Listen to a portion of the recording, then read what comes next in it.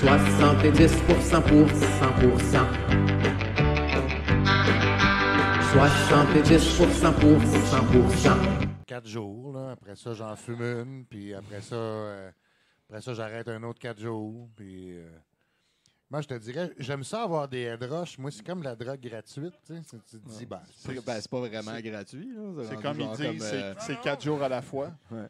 Ben, non, en fait, c'est juste que je préserve la rareté. Là. OK. Ouais.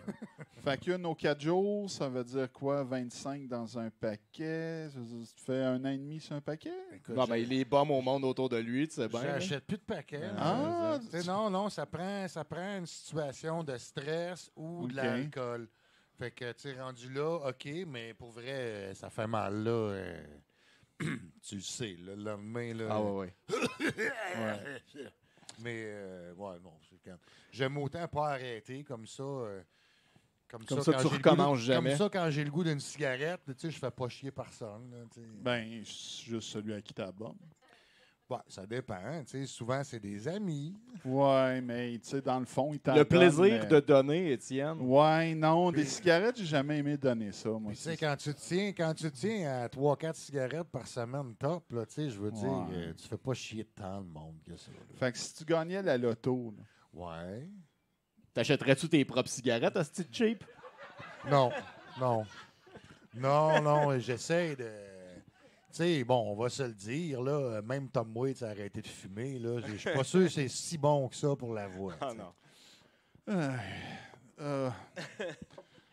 tu veux-tu y parler? Hein? L'autre, là? Alors, mon cher bruiteur de course, cher Osban, que j'aurais dû faire du moche, ça aurait été encore plus hot.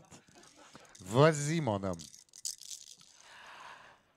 Il y a longtemps, les dragons de l'être-à-terre nous ont averti qu'il y avait un Planto Stefano. Pléphane Slant.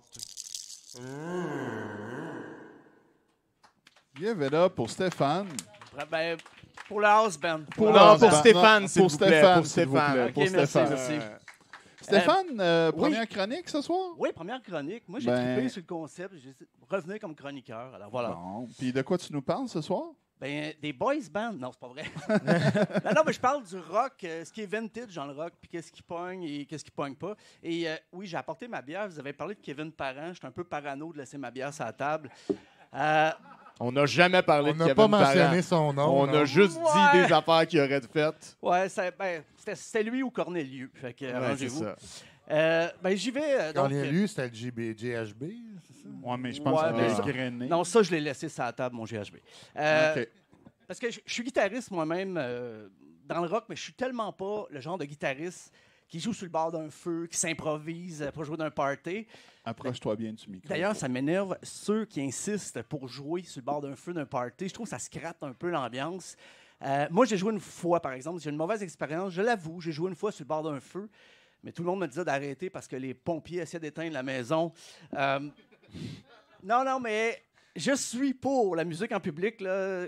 Comprenez-moi bien, j'aime ça faire entendre la musique à plus de monde possible en public. Moi, dans mon quartier l'été, il y a un piano public dehors, comme dans plusieurs quartiers de Montréal. Tout le monde peut jouer. Moi, j'aurais préféré un drum, personnellement, puis je l'aurais mis à Saint-Lambert. Ça aurait été trippant. Ou un saxophone. Ah, c'est quoi?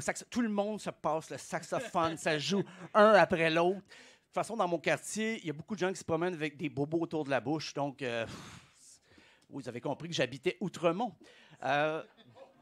Mais bon, je parle du rock. On dit que le rock est mort et tout ça, mais pourtant, les prestances, tu sais, la prestance d'un guitariste, ça pogne encore. Et il y a une bonne raison, c'est parce que ça a été remplacé par des gars qui jouent du laptop sur scène. C'est beaucoup moins charismatique. Moi, si j'amène ma mère voir un gars qui joue du laptop sur scène, elle va me dire « il pourrait sûrement m'aider avec mes mots de passe qui ne marchent pas, lui. » Mais c'est drôle parce que même avec l'avancement des technologies, le vintage en musique est encore populaire. Combien de DJ se vantent de faire des sets juste avec du vinyle? Et ça m'est arrivé une fois, j'étais dans un steakhouse à Ottawa, parce que oui, à Ottawa, les samedis soirs, ça se passe dans un steakhouse. Oui. Et j'étais dans le steakhouse et je voyais un DJ dans le coin, et c'est très vrai. Et mettait de la musique, puis il se croyait, parce qu'on fait tout ça, danser sous la musique d'un DJ pendant qu'on déguste un porc braisé. Et je le regardais dans son setup, puis il y avait des caisses autour de lui remplies de vinyle. Je voulais voir ses affaires, mais je ne voulais pas l'achaler, et je passe. Et je me rends compte qu'il y avait en fait un laptop avec un programme qui faisait passer la musique, et tout ça n'était qu'une décoration. Fait que là, j'ai dit, je vais aller me plaindre à quelqu'un, mais à qui je vais me plaindre dans le restaurant? Et je décide d'aller dans les cuisines. Et là, je rentre, une grosse cuisine, il y avait des gros chaudrons en métal, des fours à bois. Je m'approche du cuisinier et finalement, il cuisinait du surgelé dans le micro-ondes. Et, mais, tu sais, je parle du DJ. Moi-même, j'ai été longtemps DJ. Et ce qui m'énerve, je voulais pas achaler le gars, tu sais, même s'il faisait pas jouer de vinyle pour vrai. Ben, je déteste les demandes spéciales. J'aimais pas quand les gens venaient me demander des demandes spéciales. Et j'ai toujours, tu sais, je comprends, tu es dans un bar, tu as le goût d'entendre ta toune, qui joue fort, c'est le fun. Mais je ne comprends pas les gens qui appellent aux radios commerciales pour entendre une toune. Ces gens-là, on peut être certain qu'ils t'appellent d'une ligne fixe résidentielle, ça c'est certain. Et ben, une fois, ma mère, encore une fois, j'ai dit, elle voulait entendre une toune, elle voulait appeler la station locale d'où je viens en Estrie pour entendre Michel Rivard. Ben, j'ai dit, ben, vas-y avec YouTube, ça va être plus simple. C'est à quoi elle m'a répondu, mais à quel numéro je peux rejoindre YouTube? Bon. Salut, maman. Mais j'ai l'air de rire de ça, les demandes spéciales et tout ça, mais moi, j'ai déjà fait des demandes spéciales à Musique Plus. Je l'avoue, ma première expérience télé, c'est le guichet Vox Pop. Et pas mal la dernière expérience télé aussi, à part JE, mais j'avais la face floue et la voix trafiquée. Mais là, OK, je donne des exemples de vieilles émissions et vous vous dites, coudon, ce gars-là n'a pas l'âge légal pour conduire à la noirceur. Ben, c'est vrai qu'en plus de mon âge avancé, j'ai toujours écouté de la musique des générations qui m'ont précédé. Ma génération aussi. Mais il y avait un truc, je ne sais pas si vous vous rappelez, Spotify, tu pouvais te loguer puis deviner ton âge selon tes habitudes d'écoute. Et ça me donnait l'âge de 69 ans. Et ça m'avait touché parce que c'est les mêmes conclusions que mon médecin. Mais le pire, c'est que depuis que j'ai fait ce test-là, ça fait une couple d'années, mais maintenant, j'écoute de la musique classique beaucoup plus. J'écoute Bach, Strauss, Brahms, Chopin. Si je refais le test, j'ai l'impression que ça va être 214 ans que je vais avoir et je vais pouvoir me présenter aux élections américaines. Oh, mon Dieu. Mais c'est vrai que l'âge d'une personne peut être déterminé par ce qu'elle écoute. Si une fille sur une date te dit qu'elle a frenché la première fois sur du Billie Eilish, décalisse. Ou trouve-toi un excellent avocat. Ou si un gars sur une date dit qu'il a perdu sa virginité sur du Maroon 5, décalisse, c'est vraiment mauvais, Maroon 5. Et je vais décalisser moi aussi. Hey, merci beaucoup.